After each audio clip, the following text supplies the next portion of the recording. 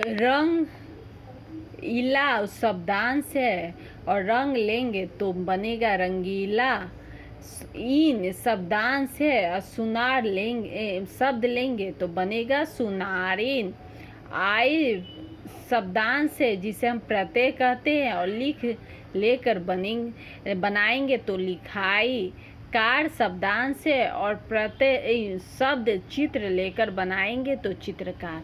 अब आगे देखिए, निम्नलिखित शब्दों में से उपसर्ग, मूल शब्द और प्रत्यय अलग करके लिखिए। कुपुत्र में उपसर्ग कु हो गया, पुत्र मूल शब्द। दूसरा, लिखावट में लिख मूल शब्द हुआ और आवट प्रत्यय हुआ। इसी तरह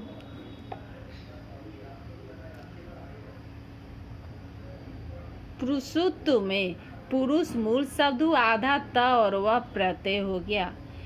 भर पेट में भर उपसर्ग हो गया और पेट मूल शब्द हो गया।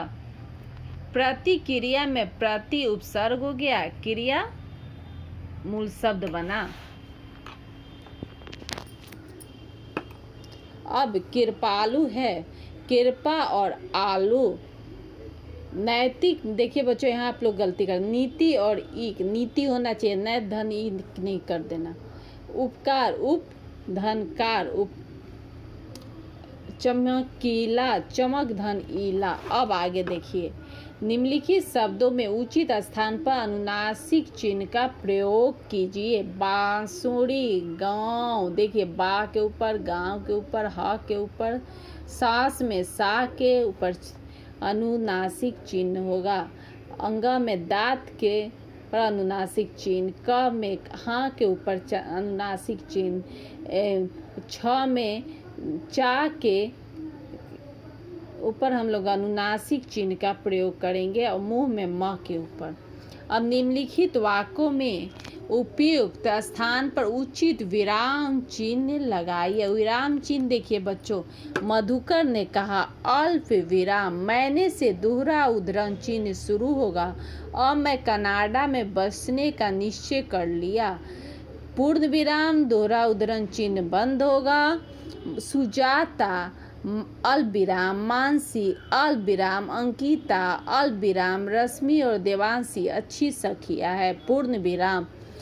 आहा विस्मयादि बोधक चिन्ह का प्रयोग होगा बच्चों। अच्छा, हलवा खाकर माजा आ गया, पूर्ण विराम। घ नंबर, माँ ने क्रोधित होकर पूछा, अल्प विराम, इतनी रात गए कहाँ जा रहे हो, प्रश्नवाचक चिन्ह का प्रयोग हो। अब देखिए बच्चों, निम्नलिखित शब्दों में से लिंग बदलकर लिखिए। आचार्य से आचार्या, आचार्य पुल्लिंग है, स्त्रीलिंग रूप आचार्या। बच्चों हमें कुछ बच्चे प्रश्न करते कि मैम हिंदी में लिंग कितने होते, क्या 3 लिंग होते? नहीं बच्चों, हिंदी में 2 ही लिंग होता है, एक स्त्रीलिंग और पुल्लिंग। संस्कृत में 3 लिंग होता है। दूसरा देखिए, भवादीय पुल्लिंग हुआ और भवादिया। नायक पुल्लिंग हुआ, इसका स्त्रीलिंग होगा नायिका। स्वामी पुल्लिंग है, इसका स्त्रीलिंग होगा स्वामिनी। कवित्री स्त्रीलिंग में है तो इसका पुल्लिंग रूप होगा कवि। उसी तरह विदुषी है तो विद्वान। अब बच्चों देखिए, प्रश्न संख्या 14, निम्नलिखित वाक्यों को कोष्ठक में दिए गए शब्दों के बहुवचन रूप को पूरा कीजिए। अब देखिए, ध्रुव बाजार से 1 किलो डैश लाया, किसका बहुवचन बनाना है बच्चों? संतरा का। तो संतरा का क्या बनेगा? संतरे। सब लोग सभा के लिए चल गए, डैश सब लोग सभा के लिए चल गए। वह का बहुवचन क्या होगा? वे। सभी बच्चे सुंदर डैश लिखी, क्या होगा? कविता है तो कविताएं। माली ने मैदान को डैश काट दी, क्या होगा? झाड़ियाँ। देखते देखते डैश बीत गए, क्या होगा? 6 महीने। अब देखिए बच्चों, निम्नलिखित वाक्यों में छोटे मोटे वाले काले सर्वनाम शब्द को भेद लिखिए। बाजार से कोई आया, कोई सर्वनाम क्या है? अनिश्चयवाचक सर्वनाम। गिलास किसने तोड़ा? कौन सा होगा? प्रश्नवाचक सर्वनाम। वह तुम स्वयं सब बता देगा, निजवाचक सर्वनाम। अरे आप कब आए? पुरुषवाचक सर्वनाम। सॉरी बच्चों, पुरुषवाचक सर्वनाम। जो अपना कार्य पूरा कर लेगा वही खेलने आएगा, संबंधवाचक सर्वनाम। तो बच्चों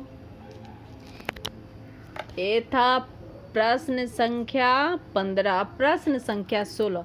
आपके विद्यालय में आपके मित्र आपके पड़ोस में रहते, आप देखते हो अपने घर का कूड़ा आपके घर के किनारे फेंक रहा है।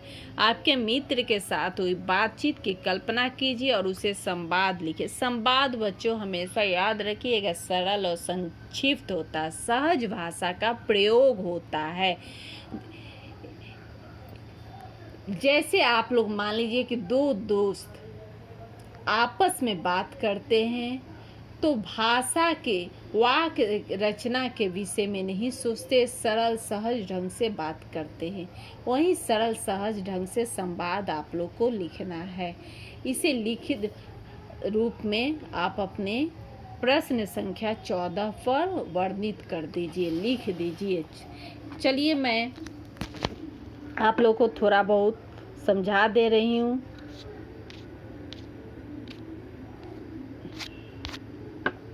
मोहन, तुम अपने घर का कूड़ा मेरे घर के दरवाजे के पास क्यों फेंकते हो? सोहन, नहीं।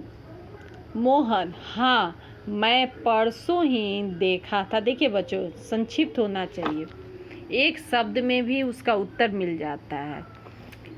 मोहन, क्या? सोहन, क्या? मोहन, हाँ, लेकिन मैं नज़र अंदाज कर दिया था। सोहन, भूल से हो गया। मोहन, गंदगी क्यों फैलाते हो? सोहन, मुझे माफ़ कर देना, अब नहीं करूँगा। तो बच्चों ये आपका यहाँ पर मैं अपनी वाणी को विराम देती हूँ और पाठ संख्या 3 अभ्यास यहीं पर ख़त्म हुआ। चलिए अब अगले दिन मैं पाठ संख्या 4 अभ्यास पढ़ाऊँगी।